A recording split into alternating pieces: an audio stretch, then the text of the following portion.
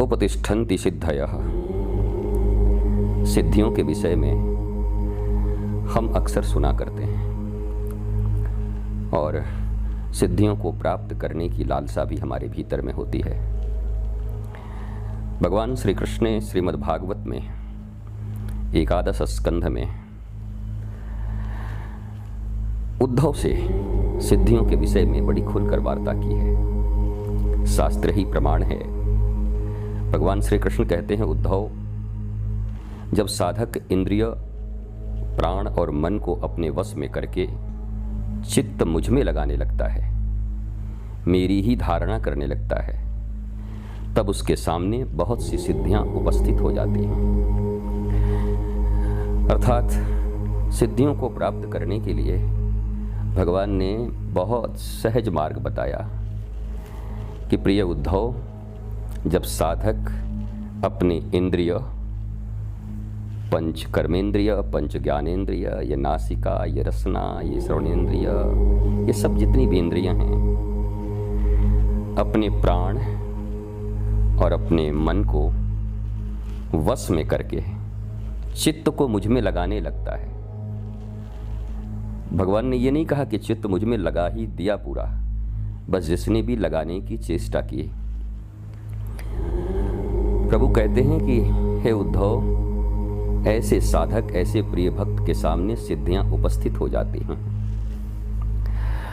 उद्धव ने पूछा, हे केशव, कितने प्रकार की सिद्धियां हैं, बता दो।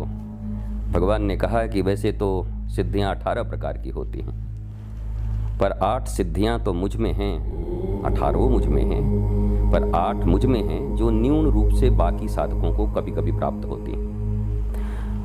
और यही अष्ट सिद्धि नवनिधि के दाता हनुमान जी महाराज और माता जानकी का संवाद आपको याद होगा।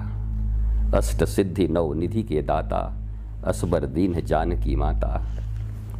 तो ये 8 सिद्धियों में वैसे तो सभी सिद्धियां बड़ी महत्वपूर्ण हैं, शरीर की सिद्धियां हैं, पर एक 7वीं सिद्धि बड़ी प्यारी सिद्धि है। भगवान श्री कृष्ण कहते हैं कि 7वीं सिद्धि का नाम है वसिता, 6ठी है इशिता और 7वीं है वसिता। विषयों में रहकर भी उनमें आसक्त न होना, ये वसिता है। और मैं बस इसी वसिता की बात आपसे करूंगा। विषयों में रहकर भी विषयों में मन का न रमना और विषयों से अलग हो जाना, उसको वसिता कहते हैं। कई बार लोग कहते हैं, आप संत हैं तो हिमालय क्यों नहीं चले जाते। फिर ये 7वीं सिद्धि कब काम आएगी। बुद्ध बुद्धत्व को उपलब्ध होकर, ऋषिगण ऋषित्व को उपलब्ध होकर, मनीषी मनीषित्व को उपलब्ध होकर, जब जब संसार में जरूरत पड़ा वो संसार में ही आए, संसार में ही रहे। इसलिए प्रश्न ही बेमानी है। तो 7वीं सिद्धि इतनी प्यारी है, वशिता, विषयों में रहते हुए भी विषयों के प्रति आसक्त नहीं होना। जैसे कमल के पत्ते पर जल होता है, मोती की तरह थोड़ा सा हवा आते ही जल की बूंद हट जाती है, दोनों में संयोग नहीं होता। वैसे ही भक्त प्राण, साधक इस जीवन में विषयों के बीच ही रहते हैं, संसार में ही रहते हैं, परंतु विषयों में आसक्त नहीं होते। बस उनके अपने और पराये का परिभाषा अलग है। वो मानते हैं अपना जगत में सपना, और अपना जो है मेरे तो गिरधर गोपाल, दूसरों न कोई। इसी को वसिता कहते हैं। अगर आप में ये प्रज्ञा अपने गुरु के प्रबोध से, वैराग्य से, ध्यान ज्ञान से आ चुकी हो, तो और किसी सिद्धि के लिए परेशान मत होना। एक 7वीं सिद्धि ही आपके जीवन में 8 नहीं 18 सिद्धि लाने के लिए समर्थ है। और फिर मैं जो हमेशा कहा करता हूँ, हनुमान जी महाराज सदगुरु के रूप में हैं, उनसे सीखो।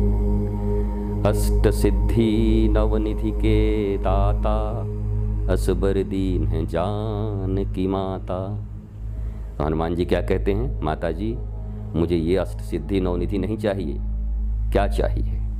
हे किशोरी जी, आपके पास तो इससे भी बड़ी चीज है। क्या है मेरे पास?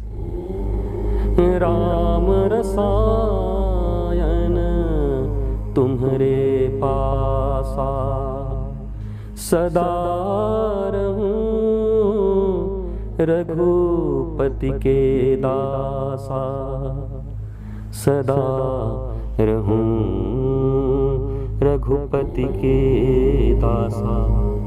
ऐ किशोरी जी, ऐ जानकी माँ, आप ये 8 सिद्धियों 9 निधियों में मुझे मत फंसाओ। आपके पास तो एक बहुत बड़ी निधि है।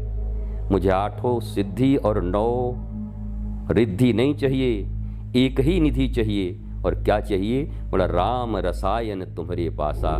राम प्रेम की निधि मुझे चाहिए, भगवत प्रेम की निधि चाहिए, गुरु प्रेम की निधि चाहिए, किशोरी प्रेम की निधि चाहिए। और हनुमान जी को माता सीता ने राम रसायन दे दिया।